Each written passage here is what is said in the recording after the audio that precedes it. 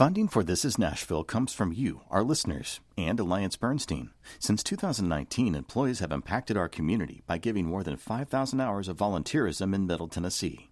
AllianceBernstein.com. Alliance Bernstein is not affiliated with National Public Radio. I'm Khalil Ekulona, and this is Nashville. Okay, so if I've learned anything since we've launched the show, it's that a lot of y'all care a lot about this city, specifically where our taxpayer money goes and how our city leaders divvy up our budget. Last week, Metro Council passed nearly $3 billion budget. Later this hour, we're bringing you a special Citizen Nashville episode all about the city budget. We'll hear from the council budget and finance committee chair and a self-proclaimed local government obsessive. Then we'll invite a few stakeholders to talk about what this budget means for their area of work, whether housing or education. Plus, we're answering your questions. So tweet us at This Is Nashville. But first, it's time for At Us. Each week, we take time to read the comments so you don't have to. Yes, I am encouraging you to literally at us on Twitter at This Is Nashville, on Instagram at This Is Nashville_WPLN, and at WPLN News on Facebook. Joining me now with a look back at the past week is our digital lead, Anna Gallegos-Cannon. Hey, Anna. Hey, Khalil. It's glad to be back in studio, as always. Glad to have you back. So what has been on our listeners' minds this past week? Well, I think it's no surprise that listeners have had very, very strong reactions to last Friday's show. Yes, that was a crazy day. So after the Supreme Court overturned Roe v. Wade that morning, we pivoted and did a whole show about that ruling and what it means for Tennesseans seeking abortions. We got dozens of tweets during that show. And after, it was great to see that kind of engagement. And we will definitely continue to produce more shows about this for a while because, the debate is not going away. No, it is not. So what else stood out to our listeners? A lot of folks really connected with our episode about Promised Land. It's this itty-bitty town just a mile west of Nashville that was founded by formerly enslaved Tennesseans. A couple of our producers went out there to their yearly festival earlier this month and met a bunch of the descendants who have worked really hard to keep their history alive. That was a really special episode. It's like I got thrown back in time a little bit. It was really wonderful, particularly to talk with Dr. LaRotha Williams of TSU. It was great. Well, while you were on the air, we actually had quite a few people who listened with ties to Promised Land who reached out to us on Twitter, which was actually really, really cool to see. One of them was soul singer Cy Smith, who was born in New York City, but tweeted us, quote, "I couldn't be prouder of my mother, Serena Gilbert, and elder cousin, Sokotu Fulani, as I listened to them discuss my family's historic homestead of Promised Land, Tennessee. This discussion filled my whole soul up." Other listeners, like Kate Whitley, appreciated us highlighting a not very well-known part of the state's history. She wrote saying, "I loved learning about this history. I had no idea. I love that everybody there is now cousins." Everybody is cousins. That probably benefits you when it comes to your birthday, I think. You definitely get a lot of presents. That's right. So we also received a unique thank you this week, right? Yes. A listener named Lacey listened pretty carefully to our episode with trans queer theologian Dr. Robin Henderson Espinoza. Lacey wrote to us saying, "Y'all are doing the most by doing the least difficult thing, by consistently keeping Dr. Robin's pronouns in check and properly addressing them with the respect for their hard work." And guess what? It was actually pretty easy. We always keep our guests' pronouns in check, and we make sure to ask anyone who appears on our show about how they identify. A simple respect thing. Exactly. It's about treating humans as humans. Of course. Shouldn't be too hard. What else from our listeners? So, as you know, we always try to be a resource for our listeners. For yesterday's show on Wednesday about mediation, we shared a couple of links to the Nashville Conflict Resolution Center and the state court system about, what they say about mediation. Deborah Taylor Tate reached out to us on Twitter to say that rural Tennesseans in need of mediation assistance should look into the Justice Bus, which I actually just love the name of. Yeah. The WPLN News Desk actually covered this recently.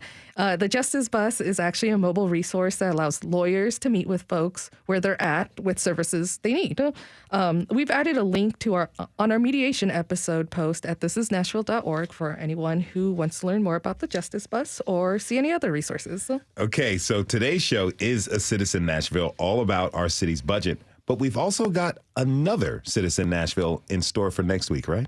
Of course. Citizen Nashville are some of my favorite episodes. Yes. So just coming down the pipeline for next week, the episode is all about public transportation. And as always, we want to hear from our listeners what they think about the current bus and rail system and how often y'all use it. So if you want to weigh in, you can go to our website and answer the questions on the survey form there. Just scroll down. Should be right in front of you, and it's really easy, and we will definitely appreciate anything you tell us. An episode about public transportation. As a former bus rider, I am ready for that.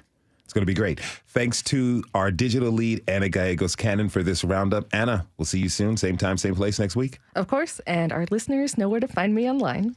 Don't forget to add us on Twitter, Instagram, and Facebook. Let's keep the comments coming. Also, fill out our community survey to let us know what topics you want us to cover at thisisnashville.org. It's super easy and quick, and it helps us produce the shows with your needs and interests in mind.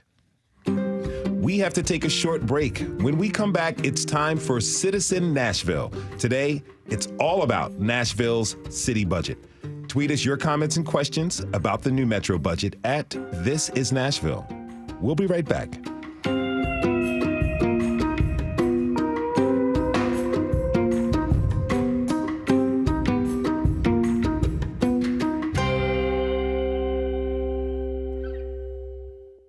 Funding for This Is Nashville comes from you, our listeners, and Music City Prep Clinic, Nashville-based provider for PrEP, and offering comprehensive sexual health services in an environment designed to be safe, professional, and shame-free. Learn more at musiccityprep.org. I'm Khalil Ekulona, and this is Citizen Nashville. We've talked a lot here at WPLN News about how to serve you, our communities, better. So a few times a month, we're bringing you a special hour we're calling Citizen Nashville. Our goal is to answer your questions, round up resources for you, and make sure our leaders hear your needs loud and clear. Today, we're talking about the city budget. Tweet us your questions at This Is Nashville. So last week, Metro Council passed their substitute budget, which is based off of Mayor John Cooper's plan. The city budget affects all of us, but it can be pretty difficult to navigate. This year's Citizen Guide is over 700 pages long. Yes, you heard me right, 700 pages long. So this segment, we're inviting a few guests to help break it down and answer your questions. First, I'd like to introduce Nicole Williams. She is a self-proclaimed local government obsessive who occasionally writes up Metro Council recap as a columnist for the Nashville Scene. Nicole, welcome to the show. Hi, Khalil. I'm happy to be here. So happy to have you with us. Want to ask you first, I've got to know this. How did you become, as you say, obsessed with local government? Well, that's a great question. I actually wrote an essay for The Scene about my journey to becoming a local government obsessive. And essentially, when COVID hit, everything shut down, and I had a ton of time on my hands. So I started watching Metro Council meetings. I can't really explain why that happened, but once I started watching, I realized how important our local government is and how much ability we have to actually affect what happens on the local level. And I just started obsessing over these meetings and boards and commissions and trying to make sense of it all. You know, I heard that you watched Metro Council meetings dating back to 2012. That's pretty wild. Who does that? I guess me. Yes. I love it because at a time during the pandemic where everybody's watching Netflix and streaming services, you're like, I'm going to check out my local government. Yeah, why not? Yeah. The drama, I'm not even kidding, y'all. The drama is incredible. Okay. So the drama at Metro Council meetings is much higher than Bridgerton. It's Bridgerton level, let's say. All right. We'll say. All right. It's going to be the top-rated show in the city pretty soon. All of us, also with us is Metro Council member Berkeley Allen. She is the Budget and Finance Committee Chair. Council member Allen, thank you for being here. Thank you for having me. Glad to be here. Glad to have you with us. So first and foremost, let's talk about the budget itself. What are some of the biggest priorities in this new budget? The mayor, when he introduced it, said his priorities this time were on education and neighborhoods and safety, and we see that in the budget. It was it's a $1.1 billion education budget to Metro schools, and for the first time we've got $30 million from various places for affordable housing, which is a huge topic that we heard from along the way. Working up to this budget. So he's been responsive to that, and the council built on that as well. So those are some of the things that jump out most immediately. So we've been soliciting questions from the community. We got this voicemail at thisisnashville.org from Jerry Park. He's affiliated with Nashville Organized for Action and Hope through his church. At NOAA, they try to set what they call a moral budget. He has some thoughts on how a budget reflects on the city's priorities. It tells what is important to you and who is important to you. And a moral budget designates financial resources towards taking care of the most vulnerable of us, the ones that are least able to fend for themselves, the people that typically get left behind. A moral budget also does whatever it can to eradicate racism and social and income inequity. Councilmember Allen, what does our budget tell us about our city's priorities right now? Is our budget a moral budget? I think we have definitely been influenced by wonderful pressure from folks like Nicole and Noah who hold our feet to the fire and remind us what we need to be focusing on.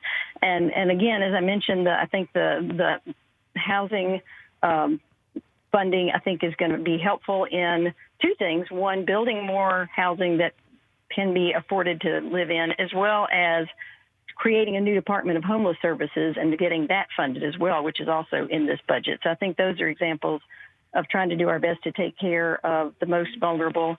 And for the first time this year, we have an Office of Diversity Inclusion that created an equity lens, and every department sort of ran their department budget through the equity lens and said, are we being thoughtful and intentional about how this, our specific department budget affects all people of the vast diversity that we have in Nashville. So that's a new focus that we have this year that I think shows up in small things in departments, which I'm grateful that we've just got somebody who's in charge of reminding us all to be thoughtful about that.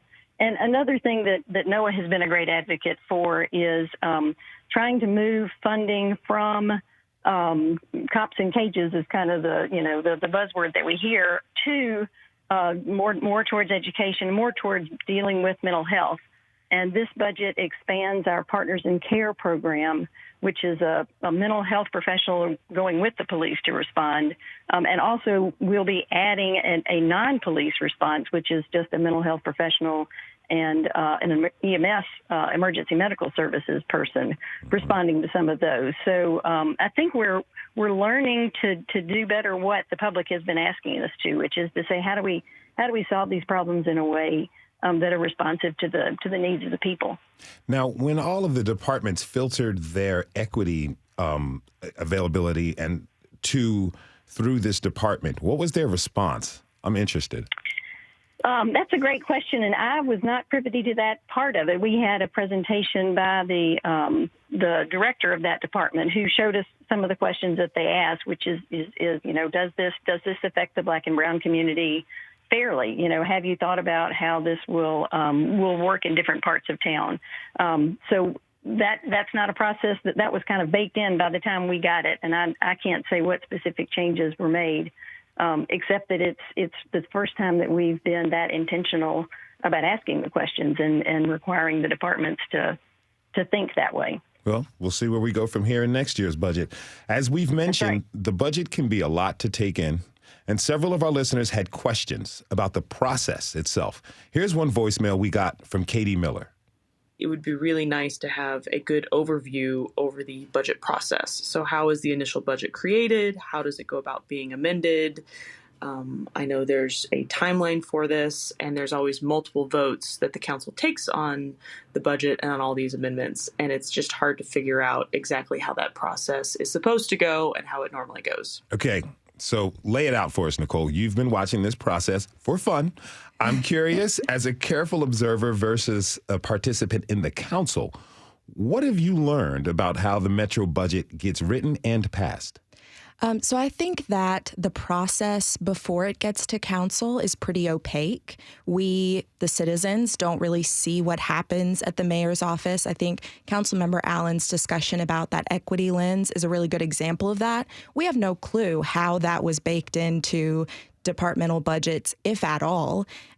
So you can think about it basically in two phases. You've got the mayoral phase and then the council phase. So ultimately, council, like Congress, has the power of the purse, so they have to approve the budget. And that's what they did last week, Khalil, as you were saying. Mm-hmm. So the mayoral phase starts with departments submitting their budget requests. And this starts early in the year, usually, January, February, March. Past mayors have done public mayoral budget hearings with those departments. Mayor Cooper abandoned that tradition. He seems to think that it's not necessarily helpful. And so we don't see any of those questions from the mayor's office to department heads. So the mayor's office and the finance department work to craft a budget that reflects the mayor's priorities. And departments basically never get everything that they ask for because you're asking for the moon. You're not going to get it all, but you've got to go in with a tough bargain. And the charter requires the mayor to submit a budget to council by May 1st. So then it's out of the mayor's hands. Council takes over, and they go through their process. It has to go through 3 readings, which means council has to consider it 3 times.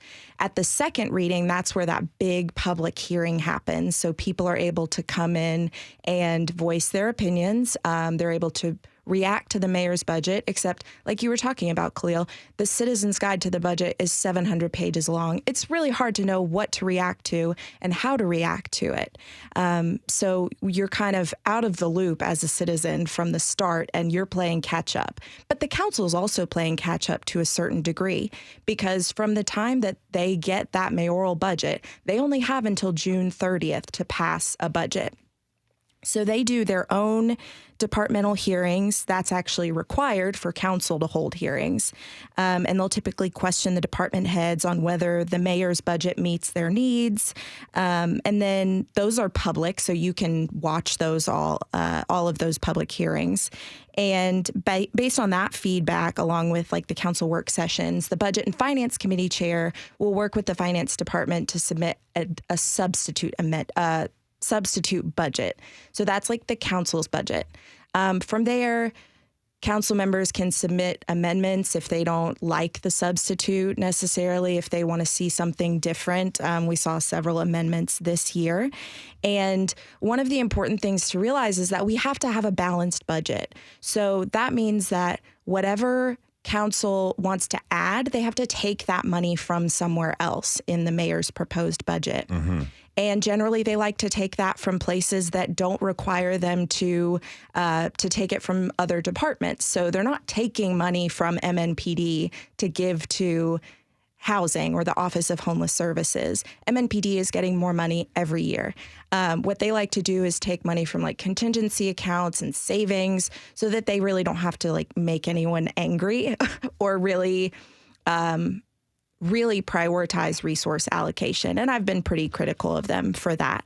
But then by June 30th, they have to pass a budget.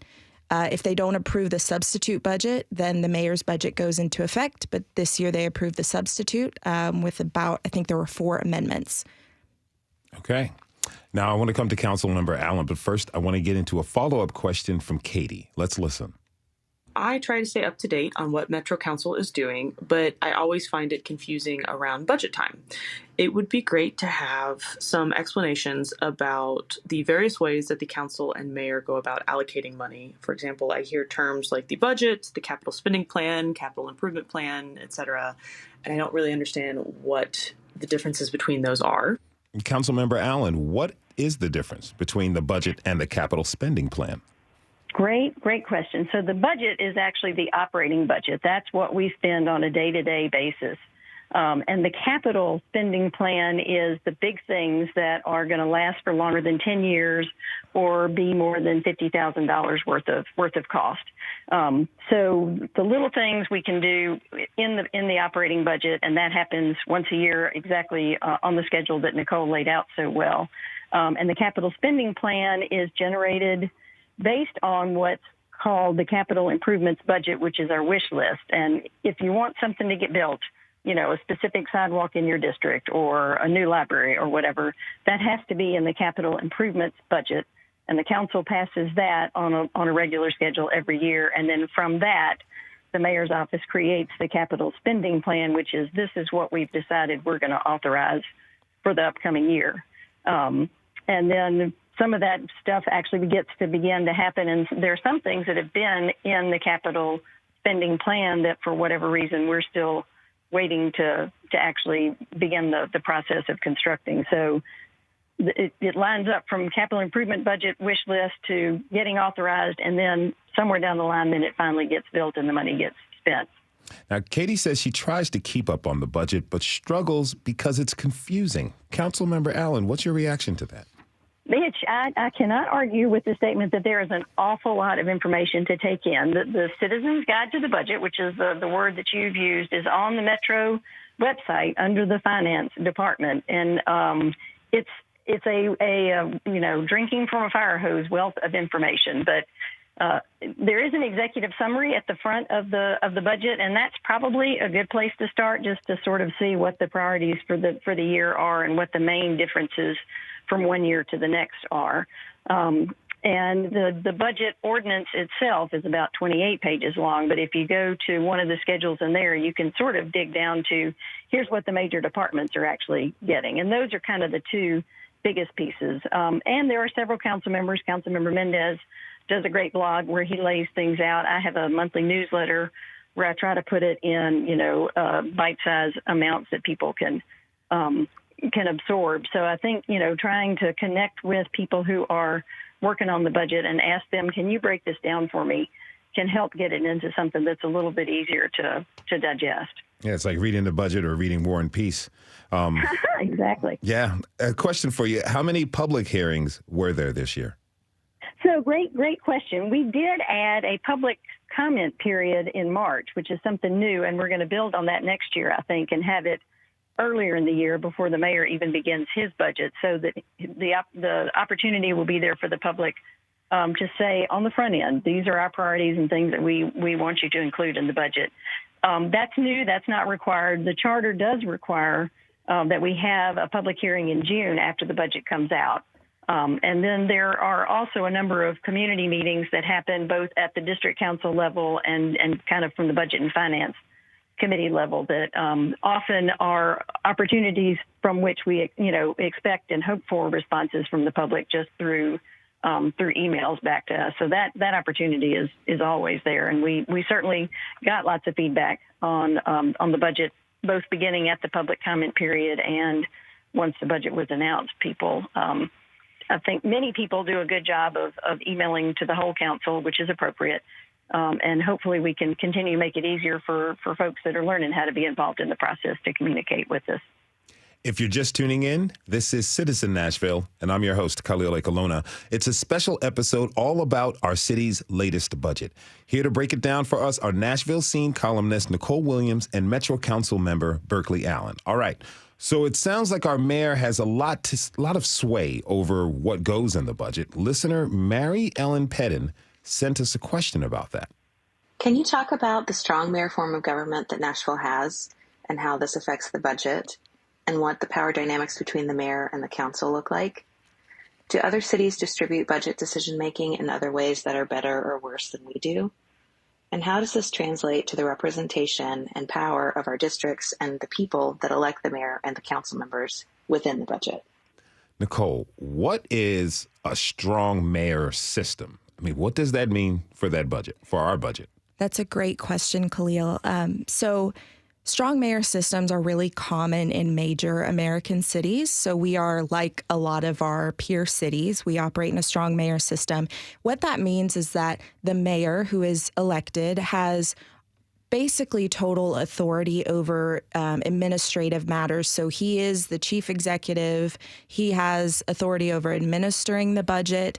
The council still has to approve the budget, but all of that oversight and authority largely rests in the hands of the mayor. In a weak mayor system, so let's think about sort of the opposite, the mayor doesn't have any authority outside of council. So administration, including the budget, is really driven by the council. So what a strong mayor system means for us is that essentially the mayor drives the budget process. And that's also just the way that our budget process is set up in Nashville through our charter, which is like our founding document for Nashville. And so that really puts council in a reactionary position when it comes to the budget. Like I mentioned, they are reacting to the mayor's budget. They are not preparing their own budget out of whole cloth. And so what they're doing is really tinkering with the mayor's budget, really playing around the edges. But as I also mentioned, I think that they have more power than they give themselves credit for. And I think that they do have an ability to more accurately represent the wishes of the people of Nashville if they were to really look at, does it make sense to keep funding these departments at the same level? Councilmember Allen, what's your reaction to that? I think that's why we love to be pushed. I think that it's absolutely true that we are handed a budget, and we ultimately it still has to be a balanced budget. So as Nicole said earlier, if we want to give more money to one department, it's got to come from another. And in the process, there are many different council members who sat down and went through the exercise of, I want to take it from this fund or I want to take it from this department. But ultimately, it was a group decision to try to do things that we felt would be less impactful. So there was some shuffling of things to be funded later from departments.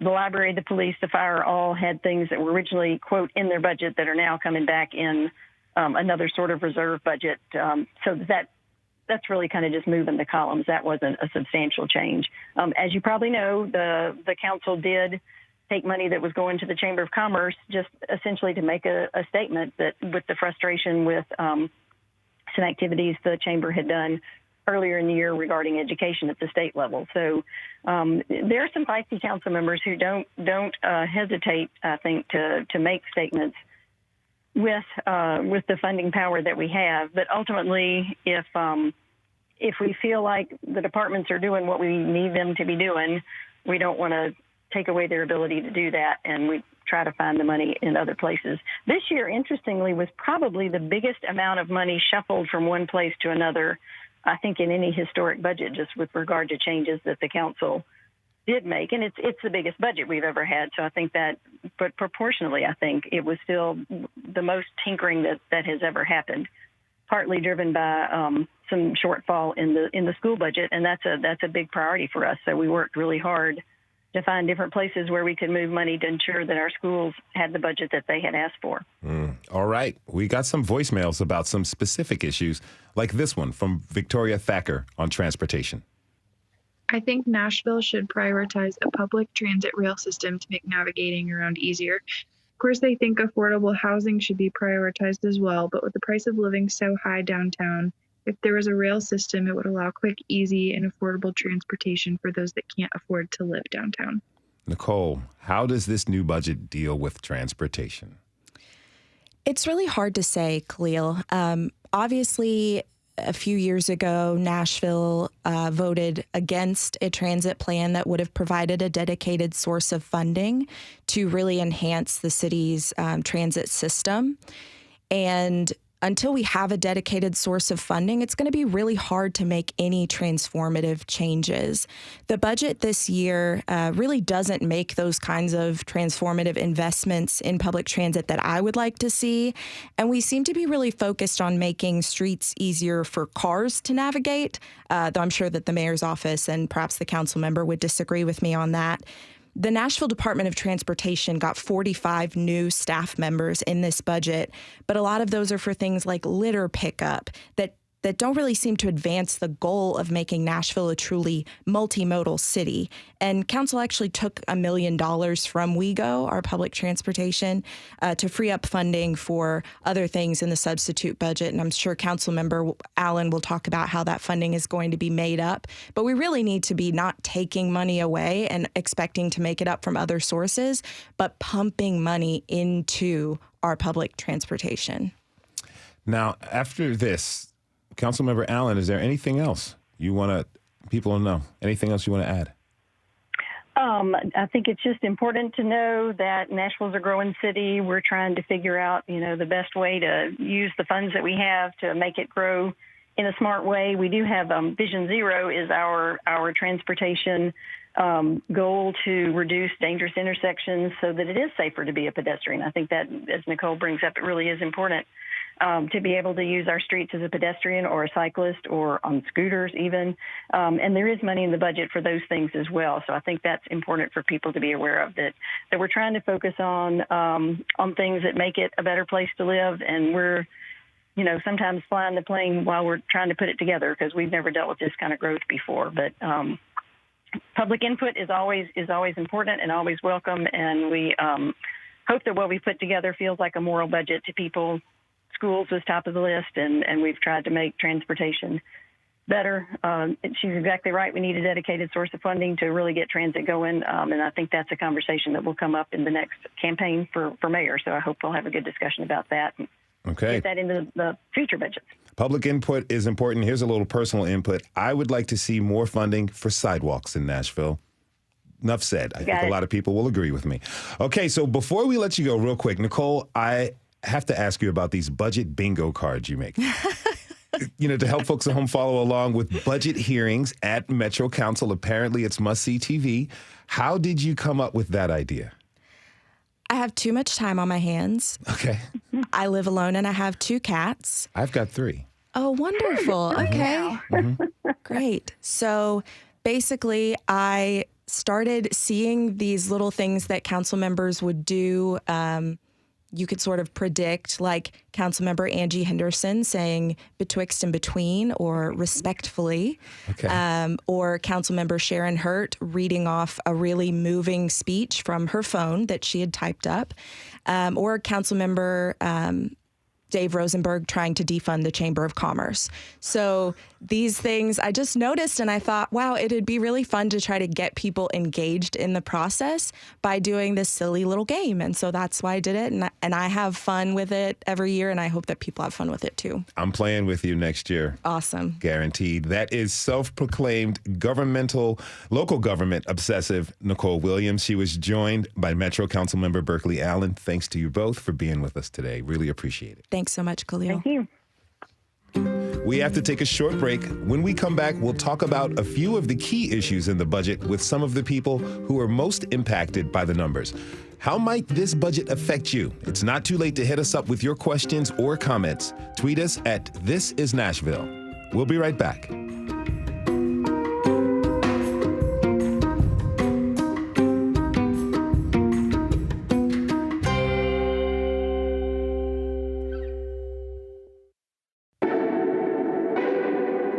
I'm Khalil Ekulona, and this is Citizen Nashville. Last week, the Metro Council officially approved the new $3 billion budget. It's more than 12% larger than last year's budget. A good percentage of that is from new revenue. As we've been hearing, this budget includes raises for public school employees and some costs of living adjustments for Metro employees. Now, we're going to turn to a few community members to learn how the new budget will impact their lives and the work they do for the city. I'd like to welcome Nina Stroud, paraprofessional with Metro Schools, Cyrenthia Arthur, who serves as the chief union steward at Metro Nashville Emergency Communications, and Shirley Marks, the co-chair of the Housing Task Force at the Nashville Organized for Action and Hope, or NOAA. Thank to you all for being with us today. Thank you. Shirley, let's start with you. This new budget allocates $20 million for affordable housing. How do you feel about that? I think there needs to be more money put into the budget for affordable housing. And, one of the reasons I, have that opinion is because I am a therapist and I have worked at the Salvation Army over on Dickerson Road. And I have seen over the years how difficult it is to place residents at the transitional housing program into affordable housing. And I see a lot of residents, not only at the Salvation Army, but in the community as well, that have to go to to Lebanon or to Clarksville or Gallatin to find affordable housing. And, I feel that's not taking care of our citizens here in Nashville. And another concern is that with affordable housing, they have recently the homes behind the Salvation Army, River Chase. River Chase. And there was not any decision about affordable housing with the new tenants, to the owners of the new complex. And so they're going to, build housing, but it's not going to be affordable for our citizens here in Nashville. We have our colleague, Ambria Crutchfield, has been writing about this case in River Chase specifically. Anybody wants to listen, go to WPLN.org to learn more. Now, education was kind of a key area of this budget, and this year's focus was on support staff who are looking to get raises, paid family leave, and a 4% cost of living increase. Nina, what difference has this made for you as a Metro Services employee? Nina? Difference for me? Yeah. Can you hear me? Yes, I can. Yeah, it's made a huge difference for me. It's I'm gonna stay with Metro. I can now breathe and not feel embarrassed to say that I work for Metro. And I won't have to get a second or third job. I'll be able to just do the one job that I have for Metro. How have your colleagues been reacting? My colleagues are excited. There were so many of them that were not going to return in August, but because we've all gotten raises, they're going to stay. That's good to hear. Now, Cyrenthia, you work for the city's Emergency Communications Department. Yes, sir. Basically, when someone calls 911, they talk with you or one of your colleagues, right? Yes, sir. I bet that's a really tough job. It is. It's rewarding, though. But you have to stay on your toes. You definitely have to pay attention to not just what they're saying, but what's going on in the background and everything else around you. It's got to be an emotional roller coaster. What's rewarding about it? The fact that you were there to help someone. Mm-hmm. I say it often, our everyday are the citizens' worst days. So being able to be that person that sends the help that they need in a timely manner, it's more than rewarding, Mm-hmm. I'm happy there's someone there to answer the call. Mm-hmm. Now, I understand that emergency communications are among the Metro employees who are seeing raises and cost of living adjustments. Yes, sir. What difference will that make to you and your family? A sigh of relief. It's definitely not what we asked for, but we knew we probably wouldn't get it. But it is a sigh of relief. that we're compensated for what we go through, what we hear, the time that we're spent at the job. What did you ask for specifically? 7%. 7%? Yes, sir. Okay. And what you're seeing is a 4% increase. 4.5%, yep. So next year's budget, you're going to ask for more? We are. Okay. We are. We're definitely going to keep fighting for it. A lot of people who work at 911 actually don't live in Davidson County because they can't afford it. That's a story we hear a lot. Yes. A lot of people in a lot of different situations. Now, Yes. A couple years ago, the Emergency Communications Department was given a change in designation from Secretary to Public Safety. Yes. Why is that change significant to you and your colleagues? Well, the title Secretary, I never want to demean anyone's profession, but secretaries don't usually take their work home with them. A lot of 911 professionals do. We do have mental health therapists that are available to us, but I don't know the last time a secretary heard someone take their last breath or heard someone, harm themselves, or the cry of a mother who found their child not breathing. And also with the public safety, we get the pension that the police and fire get as well, and we work side by side with them. Mm-hmm. If you're just tuning in, this is Citizen Nashville, and I'm your host, Khalil Ekulona. We're talking about the Metro budget that passed last week. My guests work for the city in education, emergency services, and affordable housing, 3 key areas for this year's budget. Now, affordable housing is a topic that comes up again and again on our show. People are being priced out of Nashville and Davidson County, as we heard just now, due to surging housing prices and rapid development. I'd like to hear from all of you on this, but Shirley, start with you first. Looking at the budget and considering our situation, really tell me, what are your hopes for the future and how we get this settled? I hope that in the future that there's more affordable housing for the citizens of Nashville, Davidson County. And not only affordable housing for, the working, people that work for Metro and other state who can't afford housing here in Nashville. In fact, I've lived in my house for 35 years. If I decide to leave, I'm a retiree from Davidson County Sheriff's Office. And if I decided to sell my house and leave, I could not afford to live in Nashville, Davidson County. And then also looking at the homeless population, the need for not only housing for the homeless population, but then also supportive services. A lot of times, John Q. Public just think, they're just out there and not knowing their story. There is so many of the homeless population that have severe mental health issues, addiction issues as well. For me, the budget, including services for them, and especially since the state, starting tomorrow, July 1, will make it a felony for homeless people to be on private property.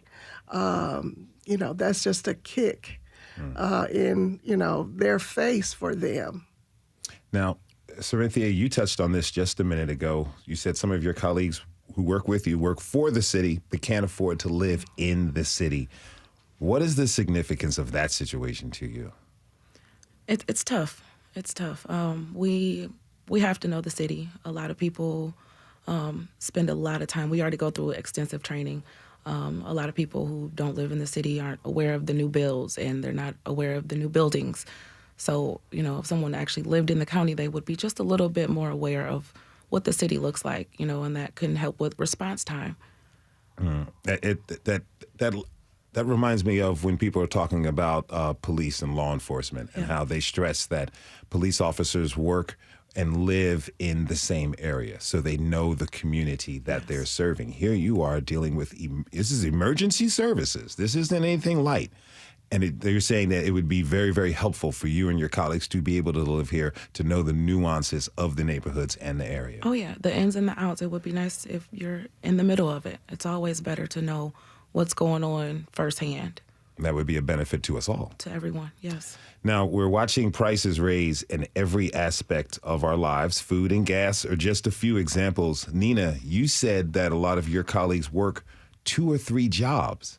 What does that, having to work extra jobs to make it by, what does that do to morale and performance?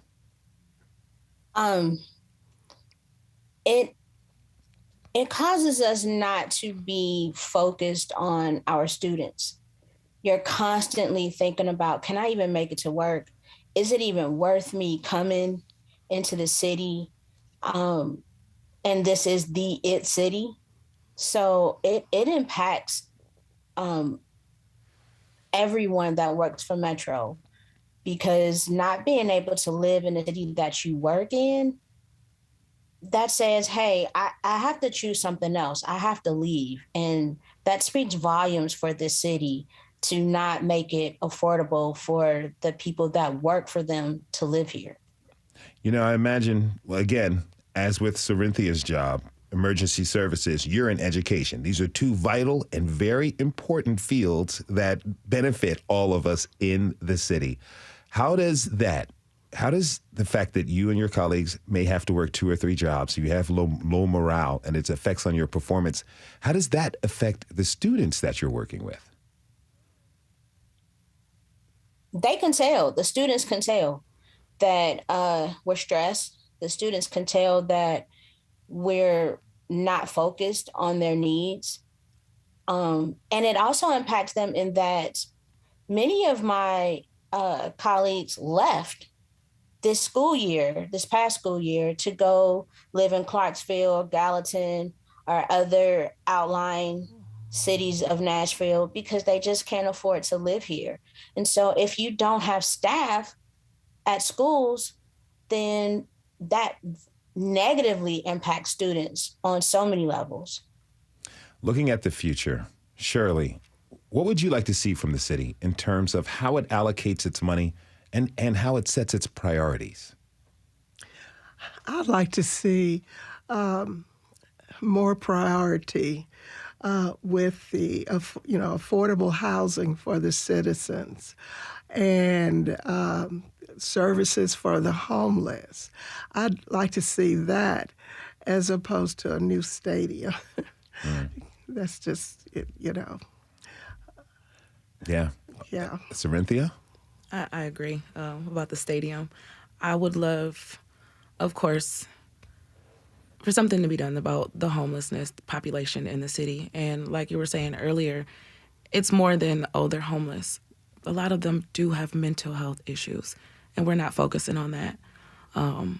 But I would love to see, when they do build these new condos and these new residential neighborhoods, a couple of them set aside for Metro employees or, full-time employees. They don't even have to be Metro employees, but full-time employees, at either a discounted rate or, some different kind of financial assistance to get them in those homes, to give them a leg up because they are full-time or Metro employees of Davidson County. I've only been here for 9 months, going on 10 months, but having this conversation and observing, it feels like sometimes the city's priorities can be on the haves and the have-a-littles. Yes. Not necessarily the have-nots, and a big part of this budget was about building up Metro services and retaining staff.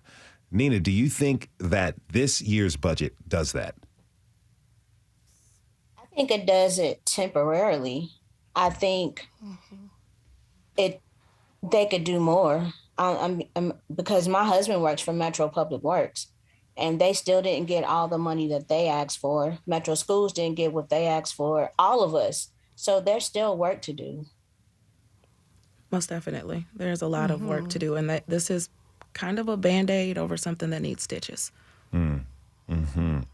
So in terms of how the city treats its Metro employees in the future, what do you want to see from them, Cyrenthia? I want them to listen to us.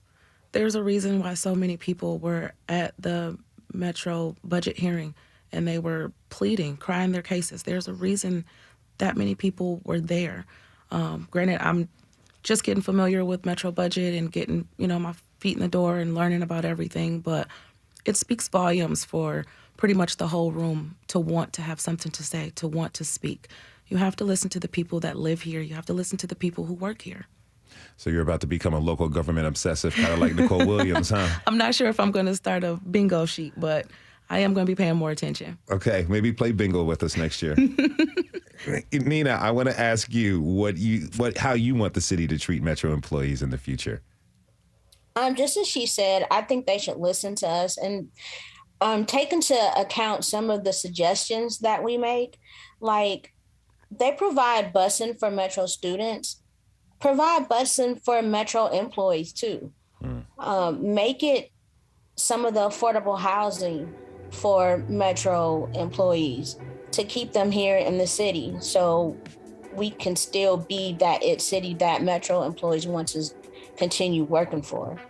That is Nina Stroud. She was joined by Shirley Marks and Cyrenthia. Thank you so much for being with us all today. I really appreciate you. Thank you for the work that you do. We want to thank everyone who tuned in this hour. Tomorrow, get out your turntables. We're playing some vinyl. Well, we're exploring how Nashville is a hub for the old school way to listen to music. One of my favorite ways. This is Nashville is a production of WPLN News and Nashville Public Radio. Listen back at thisisnashville.org or wherever you get your podcasts. Our producers are Steve Harush, Rose Gilbert, and Tasha A.F. Limley. Our digital lead is Anna Gallegos-Cannon. Michaela Elias is our technical director. Our executive producer is Andrea Tudhope. Shout out to our intern, Doreen Chernecki. I owe you some cookies. That masterminds behind our music are Larange and Namir Blade. Special thanks to TJ Ducklow.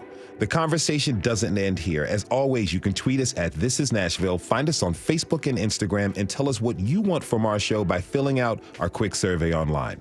This is Nashville. I'm Khalil Ekulona. We'll see you tomorrow, everybody, and be good to each other.